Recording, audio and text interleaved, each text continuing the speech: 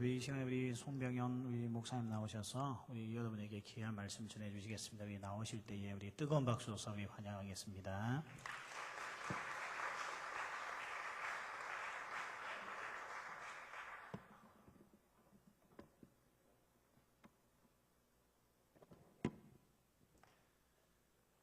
예, 반갑습니다.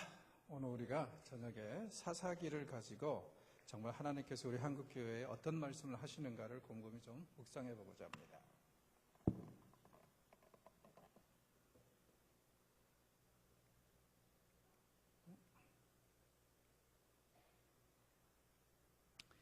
자, 사사기에서 자주 나오는 말씀이 이 말씀입니다. 함께 읽어볼까요? 시작.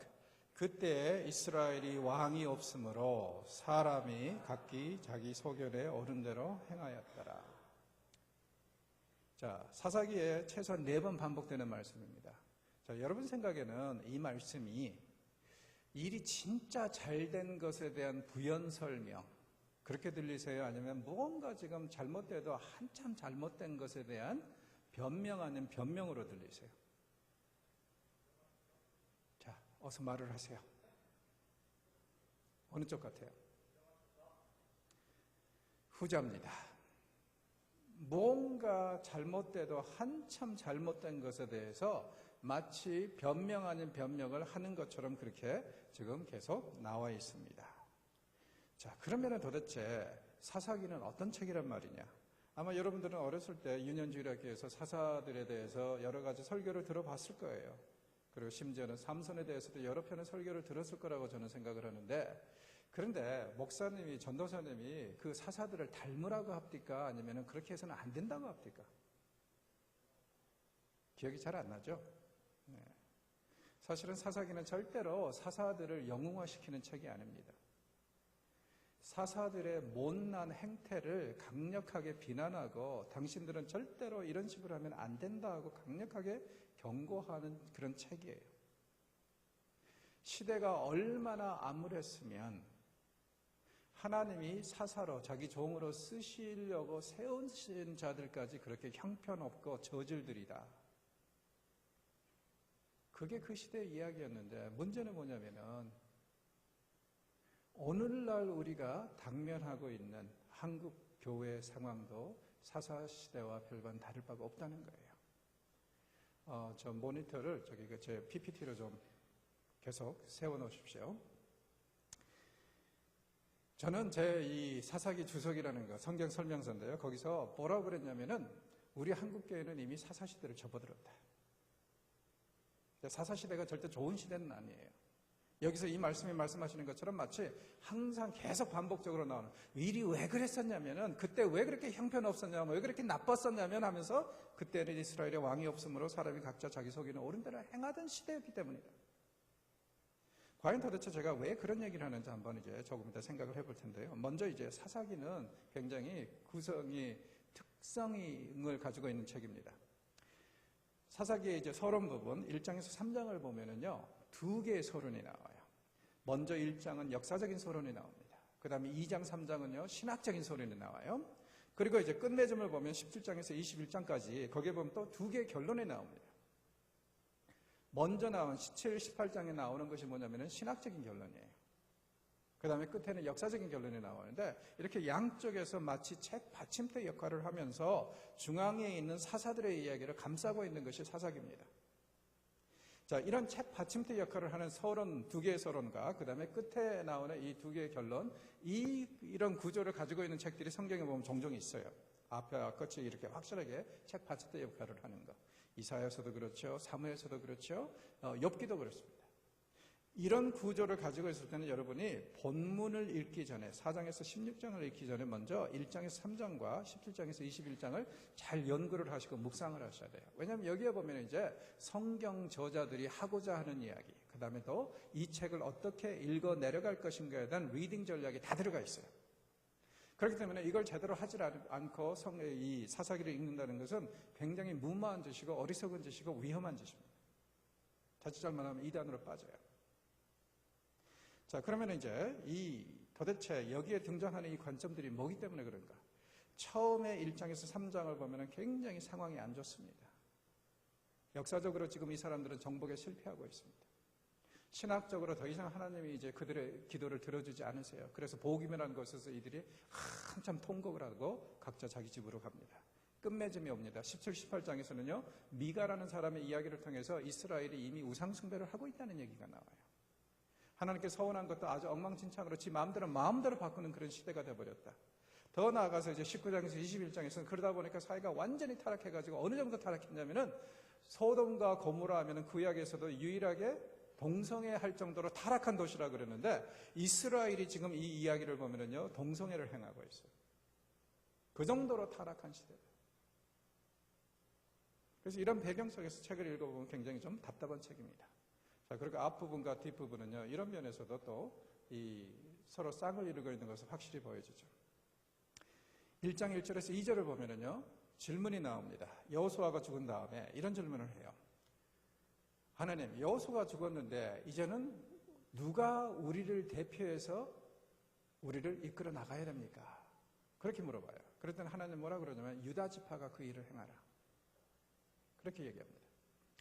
자, 20장 18절에 가면 똑같은 질문이 나와요. 이스라엘의 장로들이 또 물어보면 하나님, 우리 지파들 중에서 어느 지파가 나아가서 베냐민 지파, 조금 더 말씀드리겠지만 사고친 지파입니다. 동성애를 행하는 지파예요. 이 지파를 치리이까? 그랬더니 하나님께서 딱 하시는 말씀이 유다 지파니라. 그러니까 1장하고 20장에 나오는 질문들과 답이 같습니다. 이런 면에서도 지금 같이 이 앞부분과 끝부분이 공통점을 가지고 있는데 차이점이 있어요. 1장에서는 뭐라 그러시냐면은 유다 지파가 올라가라. 내가 그들을 그 지파의 손에 붙였느니라. 무슨 뜻이냐면은 승리 주시겠다는 얘기예요. 반면에 베냐민 지파와 온 이스라엘이 싸우는 20장 이야기에서는요, 승리 보장이 없습니다. 올라가라. 그걸로 끝이에요. 자, 그래서 이스라엘이 베냐민 지파와 2번 싸워서 실패하고 3번째 겨우 이겨내는 이야기가 그 이야기예요. 더 슬픈 게 뭔지 아세요? 1장에서는 이스라엘이 싸우는 적이 누굽니까? 이방인입니다. 가나안 사람들이에요. 20장에서는 온 이스라엘이 싸우는 적이 누구예요? 베냐민 지파, 동족입니다. 어떤 상황입니까? 사사시대, 한 20여 장에 거쳐서 그려져 있는 사사시대 역사를 지나면서 이스라엘이 어느 정도로 몰락했다? 예전에는 적이 가나안 사람들이고 이방인들이었는데 세월이 지나면서 사사기가 끝나갈 무렵에는 적이 누구예요? 동족, 자기 백성. 이렇게까지 몰락하고 타락했다는 것을 이런 식으로 보여주고 있습니다. 자, 더 나아가서도 이런 부분들도 있어요. 1장 21절에 보면은 베냐민 지파가 가나안 정복에 자기 땅을 정복하는데 실패했다는 얘기가 나옵니다. 20장에 가서는요, 베냐민 지파가 완전히 멸종하다시피 했다고 그래요. 600명의 남자만 남고 다 죽습니다. 여자들도 다 죽었어요. 1장 후반부에 보면은 단 지파가 실패했다고 해요. 단 지파가요, 여호수아에게 받은 땅을 다 이방인들에게 빼앗기고 가나안 사람들에게 빼앗기고 자기네들의 기업을 찾아 나서는 이야기가 여기서 나옵니다. 자, 18장에 가면 드디어 이제 이 단 지파가 위로 올라갑니다. 자, 포인터가 보이는지는 아예 먹어버리는군요. 저 위에 보면 납탈리하고 므낫세 지파 사이에 중간에 조그만 땅이 하나 있죠. 끼어있는 땅. 거기가 이제 18장에서 단 지파가 차지해서 이동하는 그 땅입니다. 그래서 그 이후로 사사기 이제 18장 이후로 온 이스라엘을 통틀어서 얘기할 때 북쪽 끝에서 남쪽 끝을 얘기할 때 성경에 보면 뭐라 그래요? 단에서 남쪽 끝 브엘세바까지라는 말이 그렇게 이제 시작이 된 거예요. 자, 그런데 여기서 잘 보셔야 될 게 뭐냐면은 제가 이제 서클을 해놓은 게 있죠.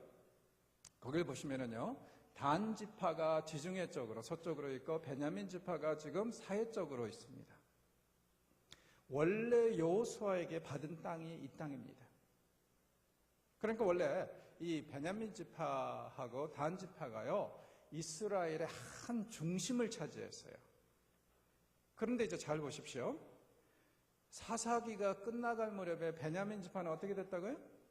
600명의 남자만 남고 다 죽었어요.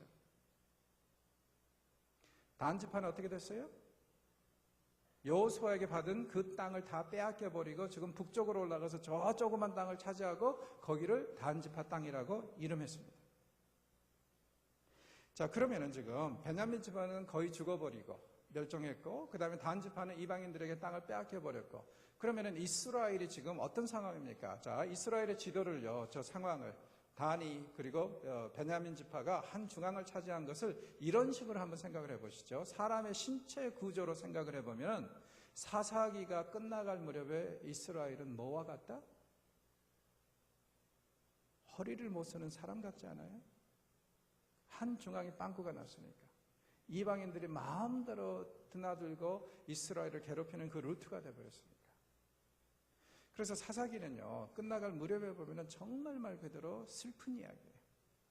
비극적인 이야기입니다. 이건 쉽게 말해서 허리를 못 쓰게 된 사람의 이야기예요. 그런 이런 상황에서 이 영웅들이 결코 영웅이 될 수 없다는 것을 확실히 알 수 있겠죠. 자, 후반부로 가면 갈수록 이 말씀들이 자주 나오죠. 그때에는 이스라엘의 왕이 없었으므로 사람마다 자기 소견에 옳은 대로 행하였더라. 4번이나 반복이 됩니다.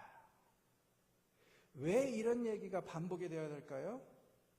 왜 일이 그렇게 됐냐면, 왜 그렇게 아주 형편없이 됐냐면은 그때에는 이스라엘의 왕이 없었다. 자, 여기서 이제 우리 한 가지 생각해야 될 게 있어요. 도대체 이스라엘의 왕은 그럼 뭐 하는 사람입니까? 질서와 가치관과 윤리를 확립하는 사람이겠죠. 그런데 이 시대는 어떤 시대예요? 그런 질서와 윤리와 가치관을 확립해 줄 사람이 없는 시대. 그러다 보니까 이렇게 됐다는 거예요. 그 다음에 또 여기 보십시오. 사람마다 자기 소견에 옳은 대로 행하였더라. 자, 여러분, 우리가 교회 다니고 신앙생활을 한답시고 성경도 읽고 기도하고 설교도 듣고 성경 공부도 하는 가장 큰 이유가 뭡니까? 어떻게 해서든지 내 소견대로 행하지 않으려고 하는 거 아니에요? 어떻게 해서든지 내가 조금이라도 더 확신을 가지고 하나님이 무엇을 원하시는가, 어떤 일을 기뻐하시는가, 이걸 알아차린 다음에 그대로 살려고 노력하고 몸부림치기 위해서 신앙생활을 하는 거 아닙니까? 만약에 그런 몸부림과 그런 이 노력이 없다면 여러분 교회 다니지 마세요. 교회는 자기 마음대로 하고자 하는 사람들, 자기 각자 소견에 옳은 대로 행하고자 하는 사람들이 다니는 곳이 아닙니다. 자기 자신을 복종시키고 자기 자신을 부인하고 더 경건하고 거룩한 하나님의 가치관과 하나님의 소위 말해서 하나님의 소견대로 살려고 노력하는 사람들의 공동체입니다. 그런데 사람들이 하나님의 소견대로 살지 않고 각자 자기 소견에 옳은 대로 행하면 무슨 꼴이 날까요? 이게 바로 한국교회의 현주소 아닙니까? 그렇죠? 왜 한국교회가 이렇게 타락하고 몰락하고 완전히 지금 이 엉망진창이 되어버렸습니까? 하나님의 말씀대로 하나님의 소견대로 살려고 행하는 사람들이 너무 귀해져 버렸고 각자 자기 소견에 옳은 대로 행하면서 종교를 신앙을 마치 하나의 이 옵션처럼 생각을 해가지고 그런 식으로 신앙생활하는 사람들이 판치는 세상이 돼서 그런 거 아니에요? 결국 사사기는 뭐냐면요, 하나님 말씀의 부재입니다. 교회는 다니되 신앙생활을 한답시고 하되 그 어디에서도 신앙인의 모습을 볼 수 없고 그 어디에서도 하나님의 거룩한 가치관과 세계관과 윤리를 추구하고 노력하고 부딪히는 그런 노력이 없이 그저 교회 다니면 만사 띵호화 정도로 착각하는 사람들이 교회를 지금 차지하고 있기 때문에 이런 일이 벌어지고 있는 거 아니에요? 우리 회개해야 됩니다. 우리의 소견 버려야 됩니다. 하나님의 소견대로 살아야죠.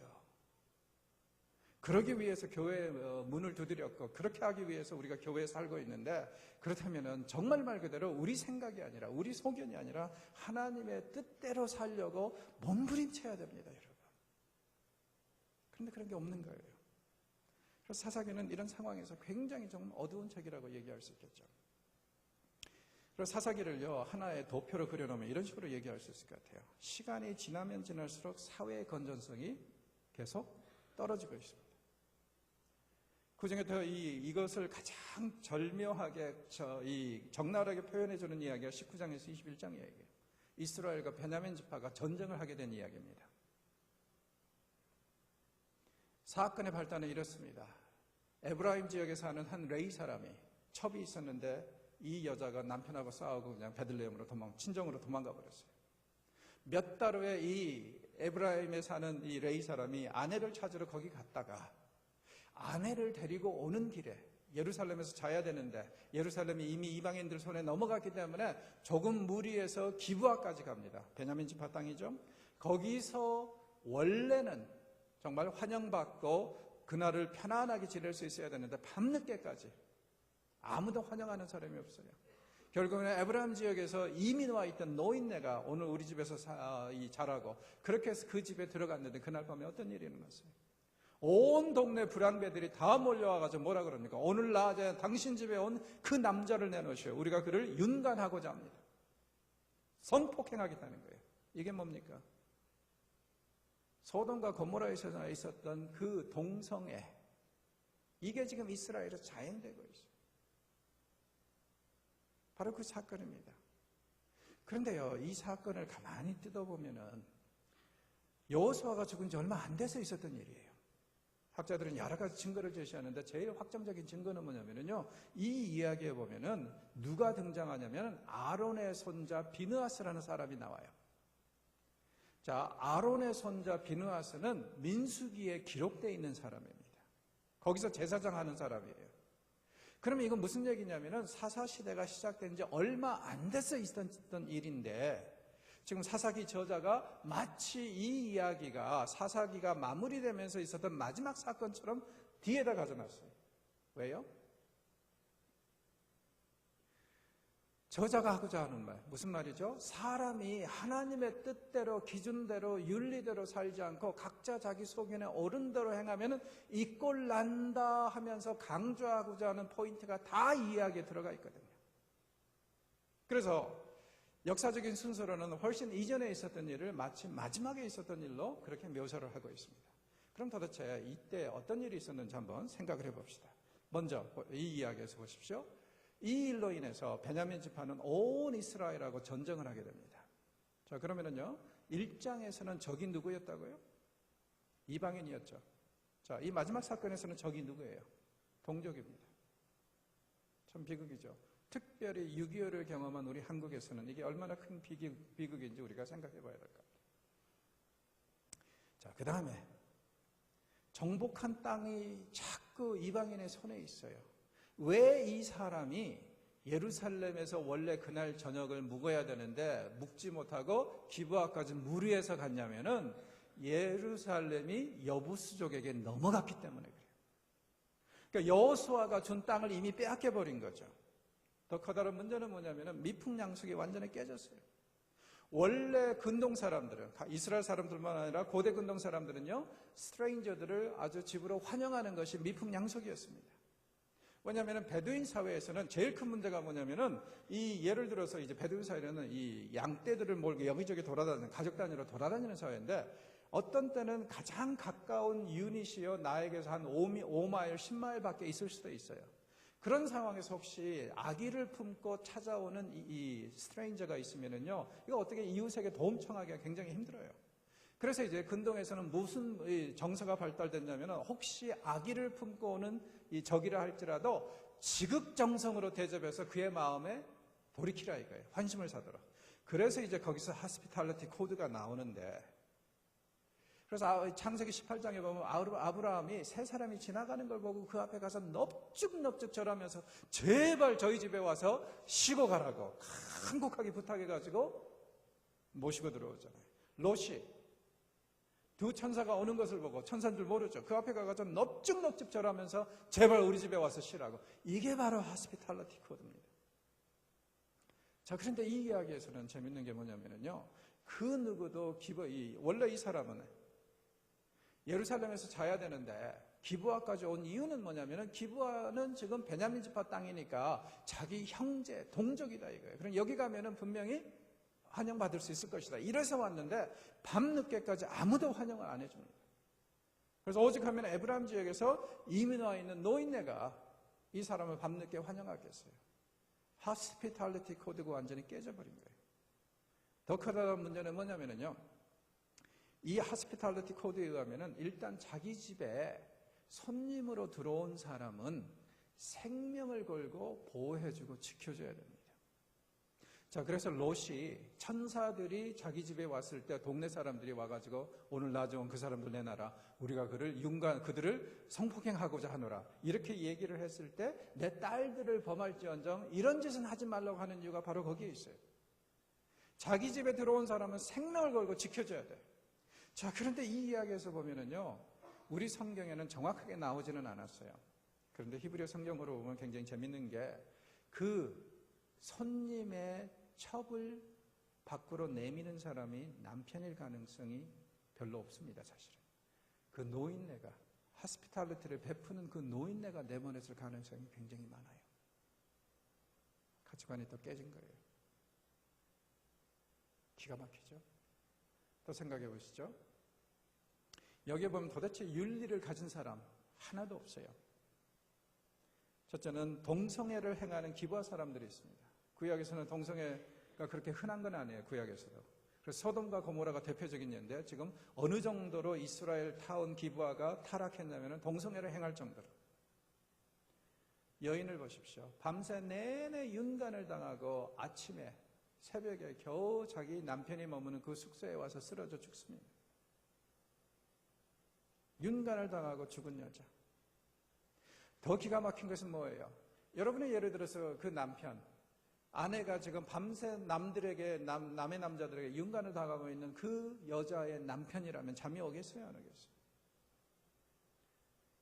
사람의 탈을 썼다면 잠이 올 리가 없죠. 이 사람 잠 잘 잡니다. 아내가 어떻게 됐는지 궁금하지도 않아요. 그래서 아침에 딱 일어나서 마치 아무 일도 없었던 것처럼 정리하고 집에 돌아가려고 딱 하다가 문지방에 쓰러져 있는 아내를 보게 됩니다. 뭔가 좀 이상하죠.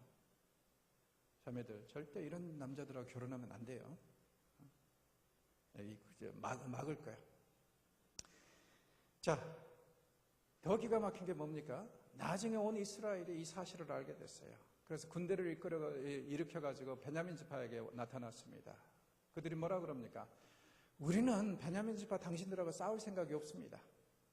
그러니 그 범죄자들, 기브아 사람들만 우리에게 넘겨주십시오. 우리가 그들만 벌하고 가겠습니다. 베냐민 지파가 뭐라 그러죠? 이 범죄자들, 이 사람들이 얼마나 흉측한 범죄자예요? 모세의 율법에 의하면 이런 사람들은 스스로 찾아서 돌로 쳐 죽이라고 그럽니다. 근데 이 범죄자들의 인권을 옹호한답시고 어떤 짓을 해요? 온 이스라엘하고 전쟁을 불사합니다. 이해가 가세요? 그러니까 이 이야기는요, 처음부터 끝까지 모든 것이 다 깨져버렸다 이거예요. 완전히 다 깨져버렸다. 왜 이렇게 됐다고요? 사람이 하나님의 말씀대로 기준대로 행하지 않고 각자 자기 소견에 옳은 대로 행하던 시대였기 때문에. 바로 그 앞전에 나오는 종교적인 변론, 여기도 참 기가 막힙니다. 미가가 어머니가 돈 1,100세겔을 가지고 있었는데 그걸 훔쳤어요. 미가의 어머니가 그 돈을 훔친 자에 대해서 저주를 겁니다. 미가가 깜짝 놀라가지고 그 1,100세겔을 돌려줘요. 자, 그런데 이제 어머니가 이 저주를 걸면서 뭐라 그랬냐면은 이 돈을 찾게 되면은 나중에 이걸 다 여호와께 드린다고 그랬어요. 자, 그런데 정말 드립니까? 아니요. 1,100세겔에서 900세겔은 꿀꺽하고 200세겔만 내놔요. 그러니까 소원을 드려도 지 마음대로 고치는 시대. 자기 편할 대로 신앙생활하는 시대. 더 기가 막힌 것은 뭐냐면 이 200세겔 가지고 뭘 합니까? 미가가 우상을 만들어요. 여호와의 그 전에 놓는다고 우상을 만들어. 말이 되는 소리예요? 자, 그런데 여러분, 이게 별로 새로운 얘기는 아니라고 저는 생각합니다. 우리 한국교회는 우상 없나요? 교회 안에 우상 없나요? 잘 생각해 보십시오. 제가 볼 때는 우상 분명히 많아요. 그리고 이 이야기에 보면 사유화된 종교에 대해서 아주 강력하게 지금 비난을 하고 있죠. 생각해 보십시오. 미가가 이 예배당을 하나 만들어 놓고 자기 아들 중에 하나를 제사장으로 세웁니다. 그런데 문제는 뭐냐면 율법에 의하면은 제사장은 누가 될 수 있어요? 레위 지파 중에서도 아론의 후손들만 될 수 있어요. 근데 미가 전혀 자격이 없는 사람이 자기 아들을 제사장으로 삼아요. 왜? 그러면은 자기가 복을 받을 거라고 생각을 하죠. 그러다가 레위 사람이 하나 옵니다. 그런데 이 사람도 문제는 뭐냐면 레위 사람이긴 하지만은 제사장 자격은 안 돼요. 아론의 후손이 아니니까. 그런데 딱 그 사람을 스카우트 해가지고 뭐라 그래요? 내가 10세겔하고 옷 한 벌씩 줄 테니까, 그리고 먹을 거 줄 테니까 우리의 제사장이 되라.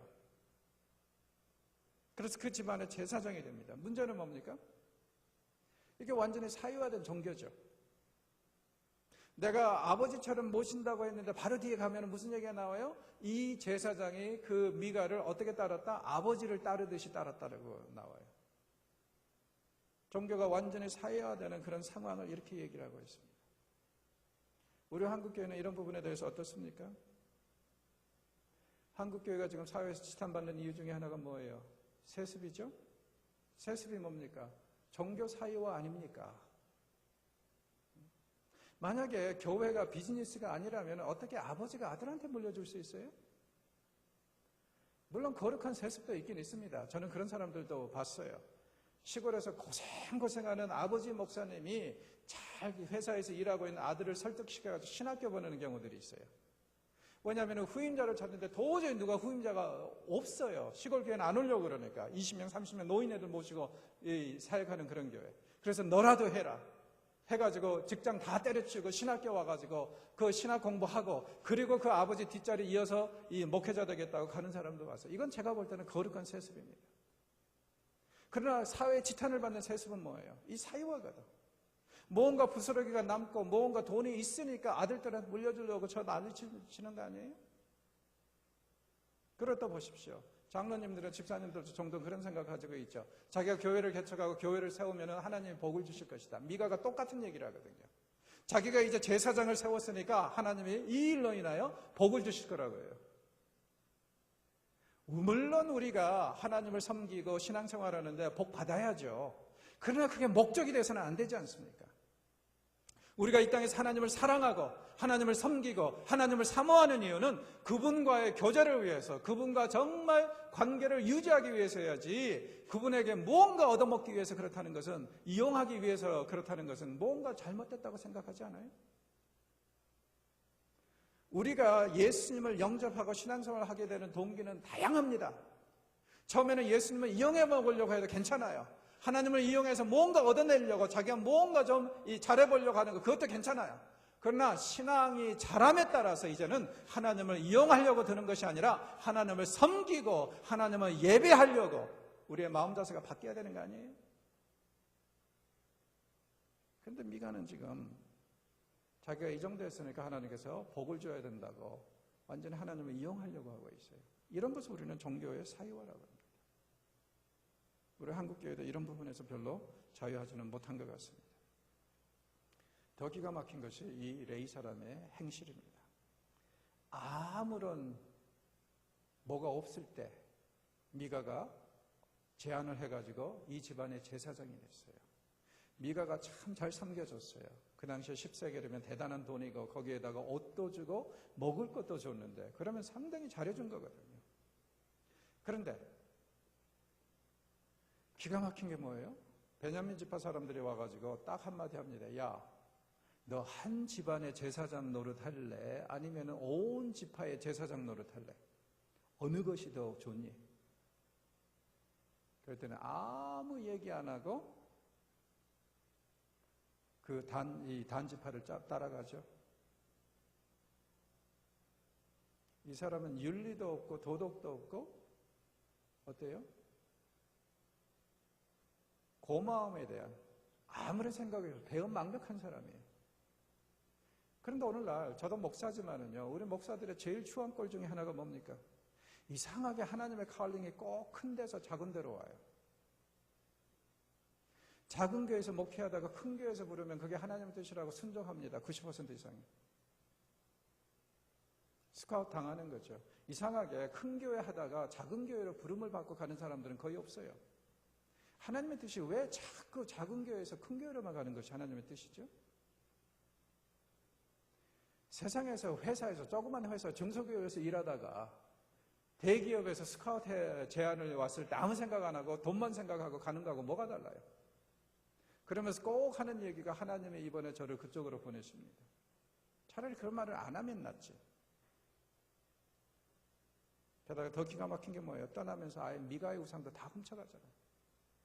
이래 이 사람이. 기가 막힌 일들이 벌어지고 있는데 이게 우리 한국 상황하고 그렇게 썩 다르지는 않다고 저는 생각을 합니다. 또 사사기를 보면은 이런 면에서도 굉장히 재미있는 그런 패러다임이 형성이 됩니다. 책이 시작을 할 때요 보면은 말을 타고 당당하게 등장하는 사람 여자들이 있어요. 악사라는 여인이 온니엘의 아내인데 당당하게 말을 타고 나타나가지고 자기 친정 아버지에게 유산을 달라고 합니다. 친정 아버지가 줘요. 드보라가 또 나타나서 전쟁을 승리로 이끕니다. 그래서 그 여인은 이스라엘의 어머니로 칭송을 받습니다. 바락이라는 사사가 있어요. 드보라가 뭐라 그러냐, 바락에게 군대 10,000명을 이끌고 가서 저 사람들을 치라 그랬어요. 그런데 바락이 뭐라 그럽니까? 당신이 함께 하지 않으면 나 절대 전쟁 안 갑니다 하고 소리만 바락바락 질렀어요. 그래서 이름이 바락이 됐어요. 드보라가 뭐라 그러냐면은 이 일로 인해서 이 전쟁의 영광을 여인이 가져갈 거라 그래요. 자, 바락은 드보라가 전쟁의 승리, 영광을 가져갈, 적장을 죽이는 걸 얘기하죠. 가져갈 거라고 생각했을지 모르는데 전혀 다른 여인, 이방인이 가져갑니다. 야일. 기억나시죠? 시스라의 머리에 일격을 가한 여인. 자, 사사기를 보면은요, 여자들이 자꾸 남자들의 머리통을 노려요. 그래서 시스라의 머리통은 이 야엘이 텐트팩으로 박아버렸고, 그 다음에 아비멜렉의 머리는 세겜의 여인이 맷돌로 갈겨버렸죠. 그래서 사사기를 읽고 나면 왠지 남자들은 머리가 좀 띵할 거예요. 그러니까 조심해. 자, 그런데 후반부와 마무리 부분을 가면은요, 말을 탄 여자들이 나오고 또 희생당한 여자들이 나오는데 다 안 좋아요. 먼저 희생당한 여자를 생각해 봅시다. 책이 시작할 때는 당당하게 자기의 권리와 자기의 이 이권들을 추구하는 여인들이 나왔다면은 입다의 딸부터는 슬슬 희생당하는 여인들이 나와요. 자, 입다의 이름도 굉장히 재밌죠. 이름이 왜 입다냐면 사실은 이 사람은요, 뭐가 문제였냐면 입을 닥치고 있어야 되는데 입을 벌렸다가 사고 쳤기 때문에 이름이 입다예요. 그런 사람인데 입다의 딸이 희생양이 됩니다. 어떻게 해요? 제물로 바쳐지죠. 자, 그런데 잘 생각해 보세요. 하나님이 인간 번제를 받으시는 분이에요? 안 받으시는 분이에요? 자, 어서 말을 하세요. 율법에 의하면 인간 번제를 금하시는 분이죠. 그러면은 입다의 딸을 받을 리가 없잖아요. 그러니까 이건 쉽게 말해서 배달 사고고 세상 말로 하면 이게 뭡니까? 순교가 아니라 이건 개죽음이라는 거죠. 왜 일이 이렇게 됐어요? 입다의 제일 큰 문제가 뭡니까? 입다가 어렸을 때 형제들에게서 쫓겨나가지고 배회하던 그 토부 지역을 보면은 이 지역이 암몬 사람들하고 접경 지역이기 때문에 매일 본 게 뭐냐면은 암몬 사람들이 자기네들의 신에게 인간 번제를 바친 것을 계속 보고 자란 거예요. 세월이 지났습니다. 하나님께서 이 사람을 사사로 세우셨는데 문제는 뭐냐면 이 사람이 하나님에 대한 지식이 전혀 없으니까 지금 하나님 여호와와 이 인간 번제를 좋아하는 몰렉과 구분을 할 수가 없어요. 즉 다시 말해서 이 사람의 문제는 뭐냐면 신학적인 문제라는 거죠. 하나님을 몰라요. 그렇기 때문에 이 몰렉이 좋아하는 것이면은 그모스가 좋아하는 것이면은 여호와도 좋아할 것이다. 그래서 결국에는 딸을 바치게 되는 겁니다. 하나님을 알지 못하는 그 이 무지함. 그래서 좀 이게 확연하게 드러나는 그런 상황. 어찌됐건 입다의 딸은 이렇게 해서 희생이 됐습니다. 그 다음에 아까 얘기했던 레위 사람의 첩을 한번 생각해 보시죠. 윤관당한 후 처참하게 살해당합니다. 그리고 마지막 이야기에서 베냐민 지파 사람들 중에서 다 죽고 남자 600명은 남았다고 그랬죠. 자, 이 사람들이 어떻게 아내를 찾습니까? 기르앗 여아림에서 전쟁에 참석하지 않았다고 그래가지고 거기 이 사람들 쳐 죽이고 처녀들 데려가라 해서 200명 데려왔어요. 부족해요. 어떻게 합니까 나중에? 실로의 잔치하러 종교절기 지내러 올라가는 처녀들을 보쌈하고 강제로 성폭행해서 아내 삼아라. 이게 누가 하는 얘기예요? 이스라엘의 장로들이. 즉 다시 말해서 오늘날로 말하면은 정부가 주선해서 보쌈과 집단 강간을 지금 하라고 권면하고 있어요. 이렇게 해서 600명의 남자들이 아내들을 찾습니다. 폭력을 써서. 자, 실로에 이때 뭐가 있었죠? 성막이 있었습니다. 자, 그러면 이 처녀들이 실로의 종교적인 절기를 지내기 위해서 지금 잔치를 하기 위해서 올라갔다는 것이 무슨 뜻이에요? 다른 것도 아니고 여호와 이 절기. 오늘날로 말하면 이게 뭡니까? 교회 부흥회, 사경회, 교회의 어떤 모임, 여기 가는 상황에서 그것도 교회 장로들이 뭐라 그래요? 납치하고 성폭행해서 아내 삼아라. 얼마나 충격적인 얘기입니까? 그래서 어떤 사람들은 사사기를 뭐라 그러냐면은 여인들이 통곡하는 책이라 그래요. 희생당한 여인들이. 자, 아까 우리가 그래프를 봤죠? 시간이 지날수록 하얀 곡선을 그리고 꼬라박는 역사를 사사기가 그리고 있는데 지금 여기서도 여성 신학자들이 하는 얘기는 똑같습니다. 사회의 건전성은 무엇과 비례한다? 여자들의 인권과 비례한다. 여자들의 인권과 이런 것들이 인정되는 사회일수록 건전한 사회고 그것이 무시되면 무시될수록 어떻다는 거예요?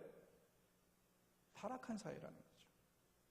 그래서 지금 사사기에서도 보면은 건전한 사회에서는 그래도 여자들이 당당하게 말도 타고 나타나고 전쟁의 승리를 이끄는 그런 장수들로도 등장하는데 시간이 지날수록 여자들은 희생물이 되고 여자들은 정말 통곡하는 그런 역할밖에 하지 못하는 것이 사사기라는 거죠. 자, 우리 한국교회도 한번 생각을 해보십시오. 별로 이런 면에서 자랑스러운 교회는 아니죠. 왜? 아직도 여성 안수 문제 가지고 싸우는 이 교파들이 얼마나 많아요. 이제는 세상은 여자도 대통령이 나오는 세상 아닙니까? 그런데 교회에서 여성의 리더십에 대해서는 전혀 우리는 아직까지도 생각하지 않는 그런 경우들도 많이 있죠. 그럼 과연 이런 부분에 대해서 우리가 어떻게 해야 되는가는 고민을 많이 해보십시오. 특별히 여러분들이 이제 앞으로 이 교회를 이끌어 나갈 세대이기 때문에 좀 제가 이런 얘기를 하는 거예요. 일이 왜 이렇게 됐죠? 왜 이렇게 됐냐면은 사실은요, 하나님께서 이스라엘에게 가나안 땅을 주시면서 주신 사명이 이렇습니다. 가나안을 정복해서 가나안을 여호와화하라.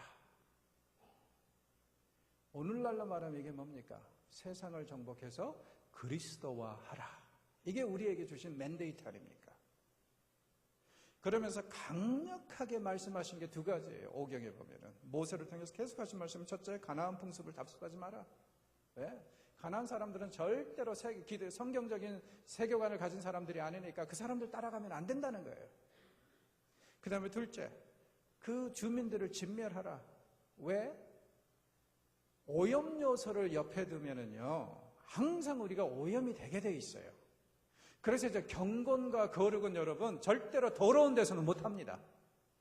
단절해야 돼요. 왜 그러냐면은 하나님의 능력이 없어서가 아니라 한번 생각해 보죠. 비유적으로 이 포디움에 올라가 있는 사람을 밑에서 끌어내리는 거하고 이 밑에 있는 사람을 위에서 끌어올리는 거하고 어떤 게 더 힘들어요? 위로 끌어올리는 거죠. 위에 올라가 있는 사람을 끌어내리는 건 순간이에요. 죄라는 것이 그렇습니다. 주변에 잘 보십시오. 평생 사역을 잘 하던 목사님도 은퇴할 무렵에 추태를 부리고 타락하고 몰락하는 사람들이 상당히 많죠. 한순간에. 왜 그래요? 죄라는 것은 그런 거예요. 자, 그래서 죄는 성경에 의하면은요, 하여튼 보자마자 톡 끼는 게 최고입니다. 주변에 머물지 마세요. 그래서 지금 죄의 오염 요소들, 주민들 죽이는 것은 안타깝지만 그러나 너희들이 살기 위해서는, 경건하기 위해서는 진멸해라. 진멸하면 다 죽이라는 얘기예요. 자, 이렇게 명령하셨는데 문제는 뭡니까? 사사기가 시작이 되는 1장에서부터 이스라엘이 가나안을 여호와화하는 것이 아니라 오히려 스스로 가나안화되고 있습니다. 자, 1장에 보면 두 개의 예가 나와요. 첫째, 아도니베색 사건 기억나십니까? 유다 지파가 올라가서 배색을 쳤습니다. 그리고 거기에 왕 아도니베색을 잡았어요. 그래서 이제 잡고 나서 엄지 손가락들, 엄지 발가락들을 잘라가지고 슬슬 고통을 당하면서 감염을 받아서 죽게 했습니다. 거기에 보면 아도니베색이 뭐라 그러죠? 아, 내가 다른 왕들에게 평상시에 이렇게 했는데 이제 내가 신의 저주를 받는구나. 내가 심은 대로 거두는구나. 그런 식으로 이제 고백을 합니다. 그런데 이제 잘 보세요. 이스라엘의 전쟁에서는 율법에 의하면은 적장을 잡으면 어떻게 해야 돼요? 명예롭게 죽도록 처형해야 됩니다. 그런데 지금 적장을 잡아가지고 엄지손가락, 엄지발가락. 자, 엄지손가락을 자르면 어떻게 되는지 아세요? 칼을 못 잡아요. 용사로서 쓸 수가 없어요. 엄지발가락들을 잡으면 어떻게 되는지 아세요? 균형을 잘 못 세워요. 제대로 걸을 수가 없어요. 그러니까 완전히 말 그대로 유명무실하게 사람을 완전히 병신 만들어 놓는 거죠. 그렇게 해서 슬슬 감염돼서 죽게 한다? 중요한 것은 이거예요. 이게 누구의 풍습입니까? 이스라엘의 풍습은 아니죠. 이스라엘의 가치관은 아니에요. 이게 누구 거예요? 아도니베섹이 한 얘기가 뭡니까? 아도니베섹은 가나안 왕이거든요. 가나안 사람들의 풍습이에요. 내가 이런 식으로 다른 왕들을 처단했는데 내가 그 대가를 치르는구나. 자, 그러면은 이스라엘에서 가장 위대하고 큰 지파, 유다 지파가 벌써 누구의 풍습을 답습하고 있어요? 가나안 사람들. 오늘날로 말하면 이게 뭡니까? 교회가 세상을 정복하고 세상을 그리스도화해야 된다. 이게 우리의 명령인데 요즘에 자꾸 보면 어떤 현상이 벌어지고 있어요? 교회가 오히려 세속화되는 이야기가 계속 들리고 있지 않습니까? 뭐가 달라요? 그리고 21장 20절 이후 보면은 정복하지 못하였더라 이런 얘기들이 굉장히 나와요. 여러분, 우리 성경이 잘못 번역하고 있어요. 히브리어로 하지 않은 거하고 하지 못한 것은 완전히 표현이 다릅니다. 여기에서 계속 반복되는 것은 하지 않았다예요. 하지 못한 게 아니라, 능력이 안 돼서 못한 게 아니라 능력이 되는데도 안 했어요. 그래서 혹시 이 포인트를 놓칠까봐 1장 28절에서는 아예 노골적으로 얘기를 합니다. 이렇게 나와 있죠. 1장 28절에. 그런데 이스라엘 백성은 강해진 다음에도 가나안 사람을 모조리 몰아내지 않고 그들을 부역군으로 삼았다. 자, 28절이 더 정확하게 하는 얘기가 뭐예요? 능력이 되었어도 쫓아내지 않고 어떻게 했다고요? 노예로 삼았다. 이게 지금 20절 이후의 그 실패 이야기의 핵심입니다. 못 내보낸 게 아니라 의도적으로 내보내지 않은 거예요. 어떤 일이 벌어지고 있습니까? 경제적인 논리가 하나님께 순종하는 것을 앞서가고 있습니다. 이런 논리죠. 야, 저 사람들 다 죽이면은 피부림만 하고 우리한테도 이득이 없다. 그런데 우리가 죽이지 않고 쟤네들을 노예로 부리면은 우리 수입이 올라가고, 우리 수입이 올라가면 하나님께 드릴 11조도 많아지고 재물도 많아지고, 그러면은 이것은 매부 좋고 누이 좋고, 이런 경제적인 논리가 앞서버린 거예요, 순종을. 자, 그래서 이렇게 돼버린 겁니다. 자, 그런데 여러분, 이 경제적인 논리도 꼭 우리하고 먼 얘기는 아니죠. 교회가 어떤 프로젝트를 할 때 많은 교회에 이 투자하는 돈에 대한 효과를 얘기를 합니다. 그런데 여러분, 교회는 경우에 따라서는요, 이렇게 가면 정말 비효율적이고 손해본다 할지라도 꼭 그 길로 가야 될 때가 있어요. 왜? 우리는 세상의 가치관하고 다른 가치관을 가지고 살고 결정해야 되기 때문에. 그런데 오늘날 너무나도 실적 위주로 교회가 변질되다 보니까 자꾸 이제는 경제적인 논리가 교회를 지배하려고 합니다. 그럼 이게 뭐가 다릅니까? 경제적인 논리 앞에서 먼저 우리는 하나님께 순종해야 돼요. 하나님의 말씀이 먼저 앞서야 돼요. 그렇지 않으면 이 문제를 절대 우리는 해결할 수가 없습니다. 하나님은 사사기를 통해서 우리에게 도전하십니다. 너희들이 과연 세상을 정복할 거냐? 아니면 스스로 정복당할 거냐? 즉 다시 말해서 우리가 세상을 기독교화할 것인지 아니면은 교회가 오히려 세속화될 것인지 둘 중에 하나 고르라 이거예요. 이런 차원에서 보면 사실 사사기는 굉장히 좀 부정적입니다. 비관적이에요. 그러나 사사기가 강조하는 두 가지 긍정적인 요소가 있습니다. 첫째는 하나님의 꾸준하심입니다. 이렇게 끊임없이 상습적으로 버릇같이 이렇게 계속 배신하는 이스라엘을 하나님은 끝까지 품으셨다는 거예요. 저는 우리 한국교회도 소망이 여기 있다고 생각합니다. 아무리 봐도 우리가 하는 걸 보면은요, 잘한 거 하나도 없어요. 교회로서. 그러나 하나님의 꾸준하심에 분명히 우리 한국교회에 다시 한번 기회를 주실 거라고 저는 생각을 합니다. 그때를 기대하고 있습니다. 그리고 새로운 질서가 곧 올 것이라는 기대감. 그때는 왜 그랬냐면 이스라엘에 왕이 없었으므로. 이 말이 계속 반복되는 이유는 뭐냐면 언젠가는 이 모든 것을 제대로 정리할 왕이 오실 거라는 거예요. 그 왕이 누굽니까? 다윗처럼 훌륭한 왕, 히스기야처럼 훌륭한 왕, 요시야처럼 훌륭한 왕일 수도 있어요. 그러나 그걸 초월해서 언젠가는 이 모든 것에 종지부를 찍고 모든 윤리와 도덕과 가치관을 새로이 정립할 메시아 왕이 오실 거라는 얘기입니다. 여러분의 삶은 지금 어떠세요? 그 메시아 왕의 지배를 받으십니까? 저는 우리 크리스천들을 보면서 참 안타까운 것이 그거예요. 찬양을 할 때는 주님 내게 오소서 나의 삶을 다스리소서 온갖 찬양으로 그렇게 얘기를 하다가 딱 이렇게 교회 문 밖에 나가면은요 세상 사람들하고 똑같이 살아요. 가치관이 하나도 안 바뀌었어요. 주님은 아예 없어 안중에도. 여러분 그런데 한번 생각해 보세요.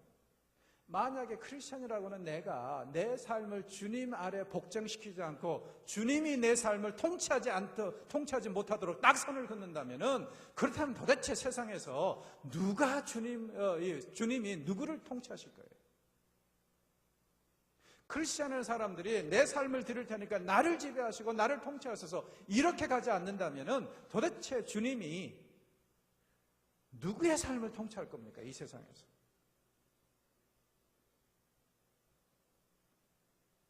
우리 한번 주님의 지배를 좀 받아보시죠. 주님의 다스림에 내 삶 좀 내려놔 보시죠.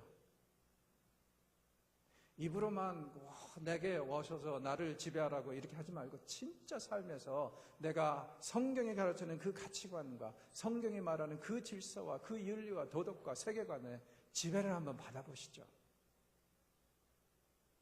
그게 이 땅에서 우리가 크리스천으로 살아가는 그 이유 아니겠어요?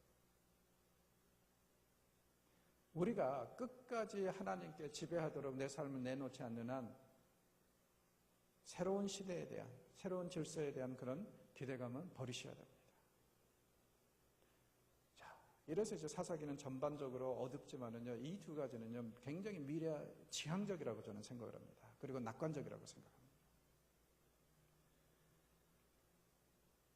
사사기는 이 말씀으로 다시 끝냅니다. 그때 이스라엘의 왕이 없으므로 사람이 각자 자기 소견에 옳은 대로 행하였더라. 시대가 얼마나 암울했는지 설명으로 계속 나오는 이야기가 이 이야기예요. 두 가지를 지적한다고 그랬죠. 첫째는 곧 질서를 확립하실 왕이 오실 것이다. 둘째는 뭐라고요? 이제는 각자 자기 소견에 옳은 대로 행하는 것은 끝내야 된다. 이제는 하나님의 소견대로, 하나님의 기준대로 살아야 될 때가 왔다. 이제는 더 이상 내가 원하는 대로 사는 것이 아니라 정말 하나님의 이 땅에서 내가 어떻게 살기를 원하시는가 그걸 제대로 파악하고 그대로 사는 그런 크리스천들이 나와야 된다 이거예요.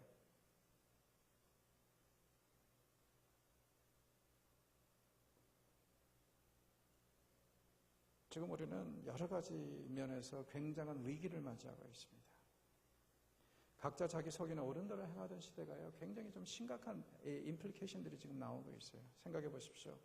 요즘 우리 주변에 보면은요, 하루 24시간 TV를 통해서, 라디오를 통해서 설교와 뭐 이런 것들을 얼마나 많이 듣게 됩니까? 자, 그런데 문제는 뭐냐면은 설교는 많지만 정말 하나님의 말씀은 굉장히 귀해져 버린 시대예요. 생각해 보십시오. 매주 선포되는 수백, 수천 개의 설교 말씀 중에서 얼마나 많은 부분이 성경과 연관이 있습니까? 혹은 성경과 전혀 상관없는 메시지들이 설교라고 지금 선포되고 있습니다.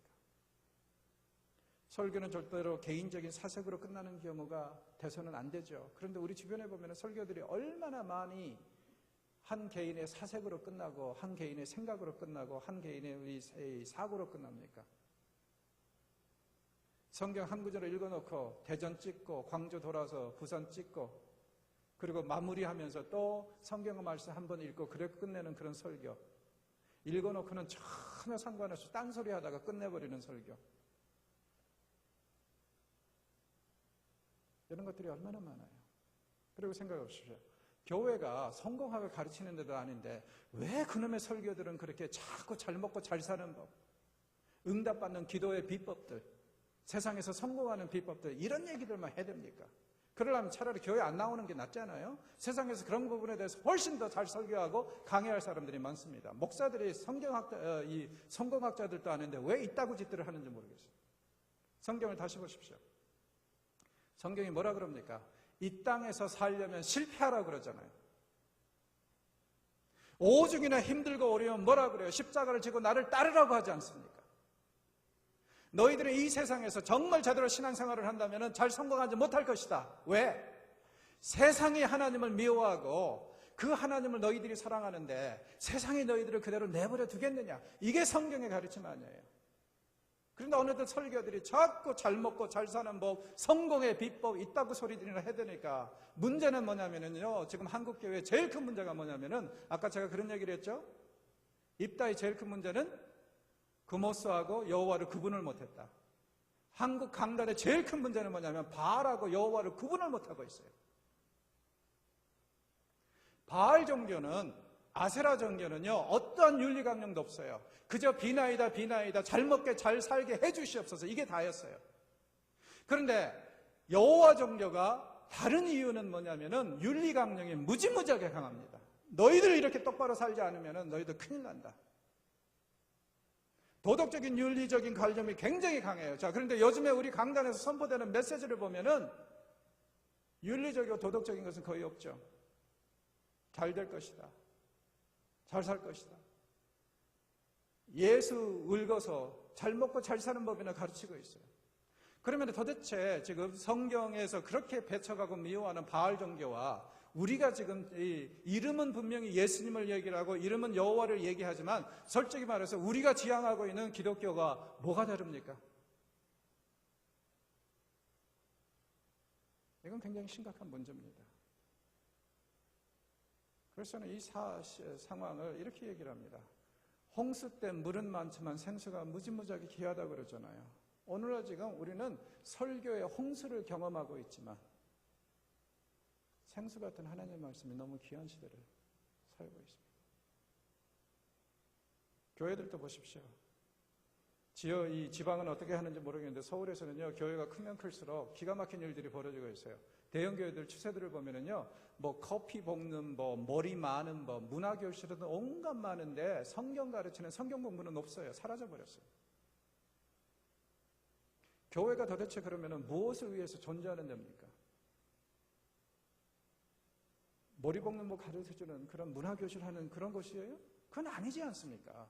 세상에서 그거 뭐 백화점에서도 다 해요. 교회가 해야 될 것은 뭐냐면 하나님의 말씀 제대로 가르쳐야 되는 거 아니에요. 사사기의 제일 큰 문제가 뭐라고요? 말씀의 부재. 저는 한국교회는 이 몇몇 교회를 빼고는요, 한국교회는요, 이단 문제에 대해서 어떠한 말을 말을 할 자격이 없다고 생각합니다. 뭐 주수꾼이 어떻고 뭐 한다고 하는 거요, 아무 그런 이 불만 토할 자격이 없어요. 왜? 말씀드렸듯이 지금 교회가 다른 건 다 하는데 성경을 안 가르쳐. 성도들도 성경 배우는 거에 대해서 별로 관심이 없어요. 여러분, 이게 지금 우리 한국 실태입니다. 여러분 시대에는 좀 달랐으면 좋겠어요. 저는 그런 시대를 꿈꿉니다. 젊은 사람들이 정말 성경에 푹 빠져가지고 하나님의 말씀 너무 사모해서 깊이 연구하고 묵상하고 그런 시대. 그렇게 되지 않으면요, 우리 이 문제 해결 못해요. 강단에서는, 교회에서는 그렇다 치더라도 성도들은 어떻습니까? 성도들도 큰 문제를 안고 있죠. 요즘에 한국에서 큐티 한답시고 자꾸 어떤 식으로 큐티를 해요? 이 말씀이 오늘 나에게 무슨 의미로 다가오는가? 어떤 은혜를 주는가? 그래서 어떤 때는 필이 한 단어에 꽂혀가지고 막 그것만 묵상하고 그러는데, 여러분, 은혜 받는 거 좋죠. 은혜 받는 거 좋은데 문제는 뭐냐면은 큐티는 그런 목적으로 하는 거 아닙니다. 큐티는 무슨 목적으로 해요? 이 성경 말씀을 통해서 하나님께서 나에게 무엇을 말씀하시는가? 내가 어떻게 사는가를 가르쳐 주는가? 이것을 묵상해야지. 내가 필이 꽂혀가지고 이 단어가 어떻고 나에게 어떻게 다가오고 그게 무슨 소용이에요? 내가 은혜를 받고 안 받고는 그렇게 중요하지 않습니다. 제일 중요한 것은 뭐냐면 이 말씀을 통해서 도대체 하나님이 나에게 무슨 말씀을 하시는가? 이게 중요한 거 아니에요? 이걸 찾기 위해서 우리가 큐티를 하지, 내가 마음이 따뜻해지라고, 내가 뭔가 좀 느꼈다고, 그렇게 한다고 그걸 찾기 위해서 큐티하는 건 아니거든요. 그런데 요즘에 큐티 모임이 다 그래요. 하나님이 객관적으로 이 말씀을 통해서 어떤 말씀을 하시고자 하는 별로 관심이 없어져 버린 것 같아요. 그럼 역시 우리는 성경을 가지고 이런 것들을 가지고 개혁자들은 뭐라 그러냐면은 성경 말씀을 가지고 창례를 한다고 그랬어요. 지 마음대로 자기 생각대로 사색하고 지 마음대로 자기 편리할 대로 갖다 붙이는 거. 여러분, 그건 큐티가 될 수가 없습니다. 큐티는 하나님의 음성을 듣는 겁니다. 그렇죠? 이스라엘과 지금 한국 교회를 좀 비교해 보면은 참 이런 공통점들이 있는 것 같아요. 가나안 풍습을 자꾸 답습했던 이스라엘의 그 문제가 우리 한국 교회도 그대로 지금 드러나고 있습니다. 말씀의 부재가 지금 우리 한국 교회에서는요, 지금 분명히 설교의 홍수는 있어요.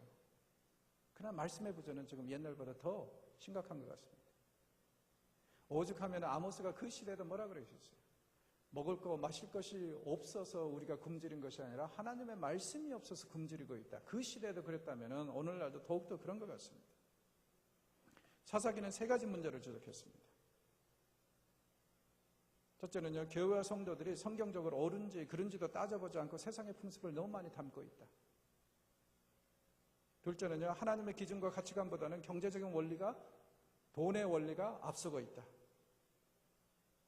세 번째는요, 하나님의 말씀과 가치관의 상실을 얘기하고 있습니다. 자, 그렇다면 우리가 이 사사시대를 탈피하기 위해서는 어떻게 해야 됩니까? 다른 방법이 없죠. 하나님의 말씀으로 돌아가는 것밖에 없죠. 솔직히 저 여러분에게 묻고 싶어요. 특히 여러분들은 지금 젊고 공부하면 머리에 쏙쏙 들어갈 나이고 마음도 순수해가지고 뭔가 좀 감동을 받으면 마음이 오랫동안 새겨질 나이인데 성경을 얼마나 사모하세요? 성경을 얼마나 제도적으로 체계적으로 지금 연구하고 공부하세요? 혹시 이 중에 기도는 열심히 하는데 성경 안 보는 사람들 있는 거 아닙니까? 저는 우리가 이런 면에서 유태인들한테 좀 배웠으면 좋겠어요. 유태인들은 영성을 추구하면서 이렇게 합니다. 1대1로요. 그 사람들은 계속 하는 얘기가 뭐냐면요, 1시간 기도하고 1시간 성경 연구하라고 해요.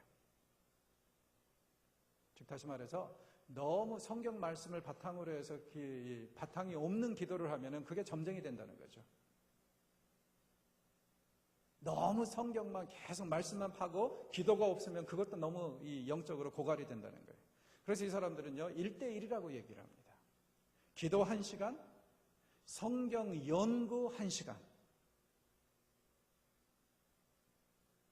그렇게 균형을 이루라고 그러는데 우리 한국교회의 가장 커다란 문제는 제가 볼 때는 그런 것 같아요. 기도는 좀 해요. 그런데 체계적이고 제도적인 말씀 묵상과 연구는 별로 없습니다. 그럼 여러분, 영성은 뻔한 거 아니에요? 바탕이 있어야지. 뭔가 좀 이렇게 정말 말 그대로 바탕이, 말씀의 바탕이 있어야지 영성이 세워지는 거지. 그 오래가는 영성 아니죠. 허황된 것 뿐입니다. 그래서 정말 저는 지금 이번 이 젊은이들이 모인다고 그래서 사사기를 가지고 이렇게 말씀을 준비를 했는데 정말 여러분 시대에 가서는 이게 좀 바뀌었으면 좋겠어요.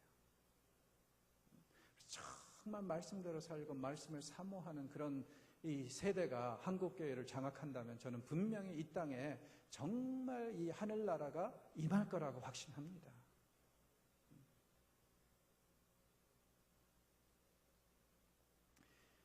한국교회는 지금 사사시대를 접어들었다고 그랬는데 사사시대를 극복하기 위해서 필요한 영성은 저는 이런 거라고 생각합니다. 하나님에 대한 절대적인 신뢰, 경제적인 이익보다는 말씀에 의존하는 것, 세상의 가치관과 풍습을 성경적으로 판단할 수 있는 그런 생각, 여러분 제발 사고하는, 생각하는 크리스천이 되십시오. 하나님이 이거 왜 주셨어요?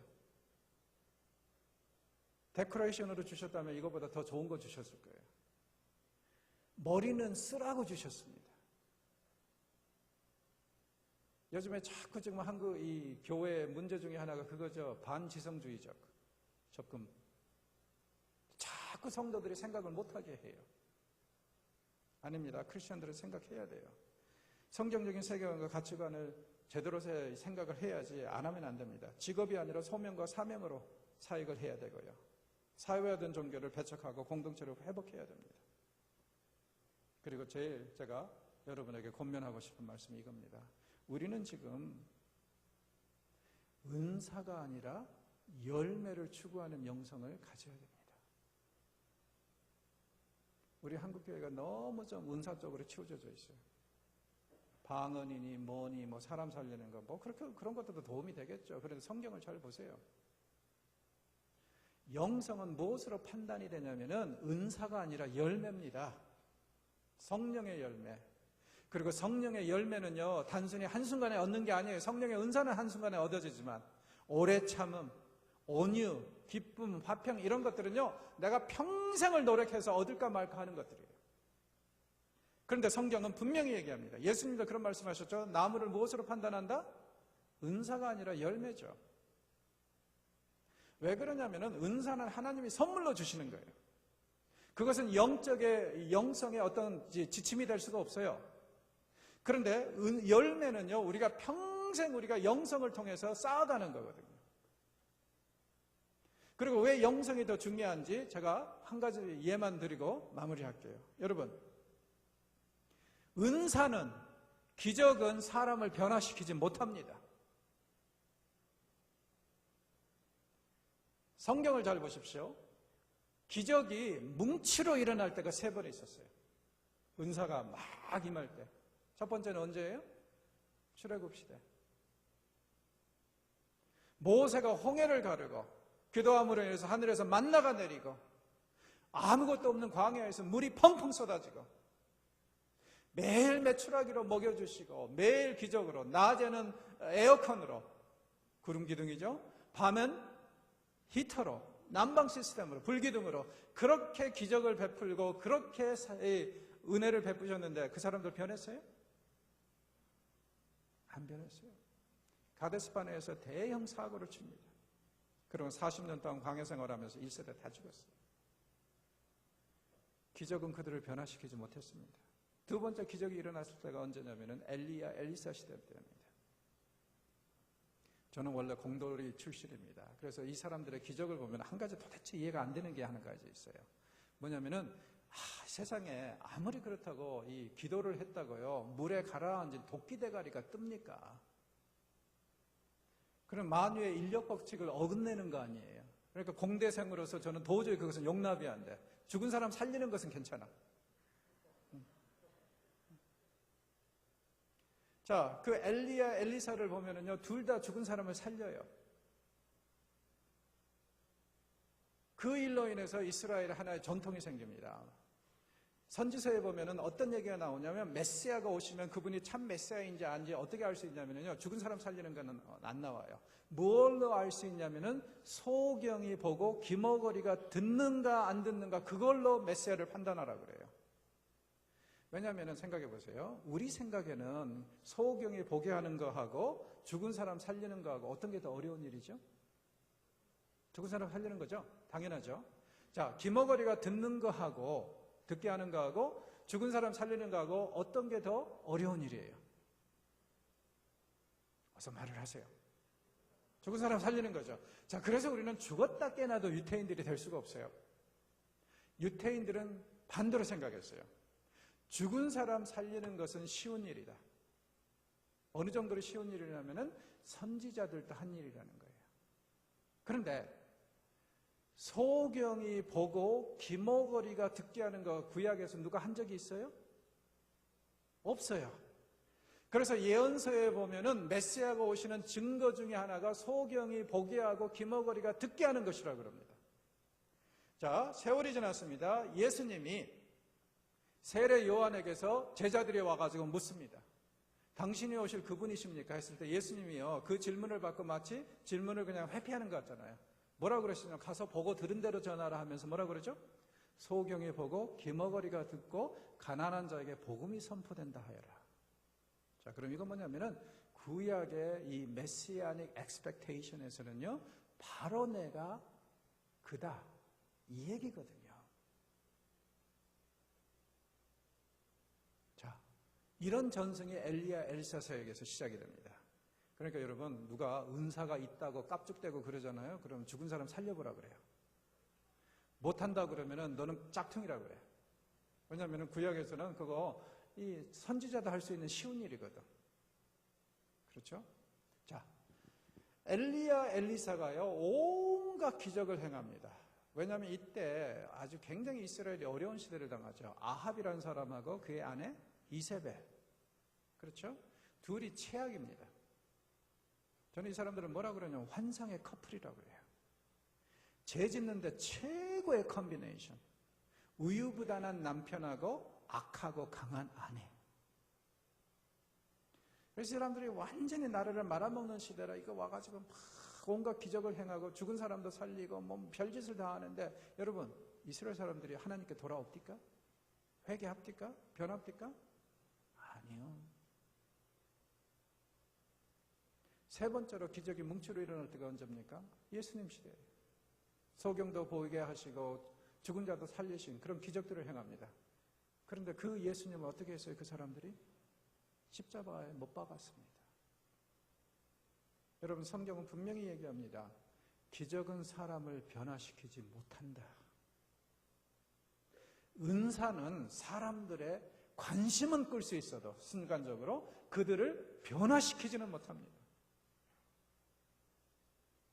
그럼 우리가 추구해야 될 것은 은사가 아니라 뭐예요?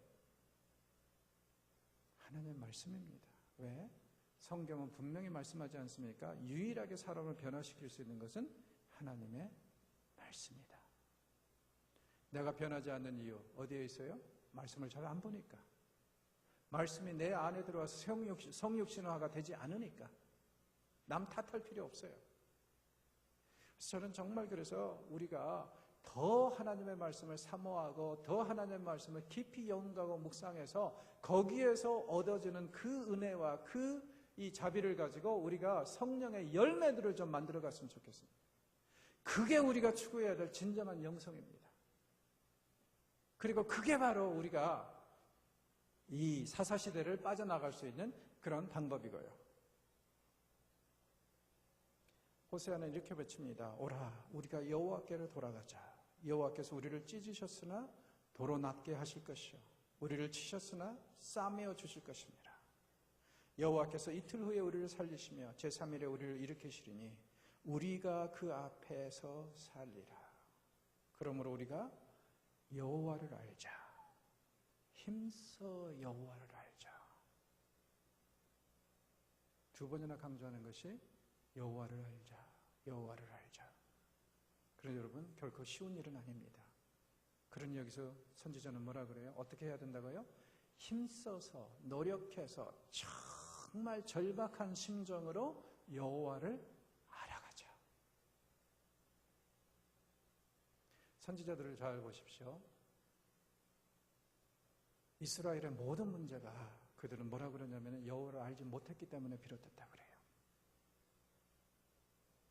우리 한국교회 문제도 이것이 아닌가 싶습니다. 우리가 왜 이렇게 정말 타락하고 왜 이렇게 형편없이 됐는가? 여호와를 모르기 때문이라고 저는 생각합니다. 그러니 이제는 우리가 힘써 여호와를 알아가야 합니다.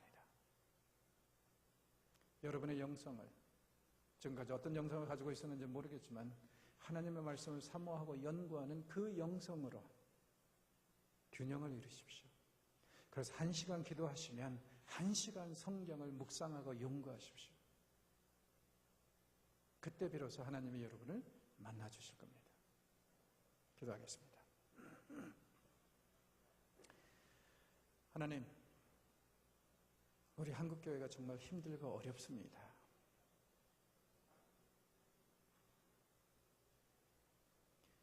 사회의 빛과 소금이 되어야 되는데 사회의 지탄을 받고 있습니다. 우리는 지금 사사시대를 지나가고 있습니다.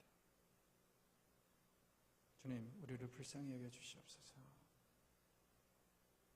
그러나 우리가 절망하지는 않습니다. 하나님의 신실하심이, 꾸준하심이, 단 언젠가는 새로운 질서가 올 것이라는 그 기대감이 우리에게 소망을 갖게 합니다. 그리고 주님, 여기에 앉아있는 이 젊은 청년들이 바로 우리의 소망입니다. 하나님, 여기에 있는 저 청년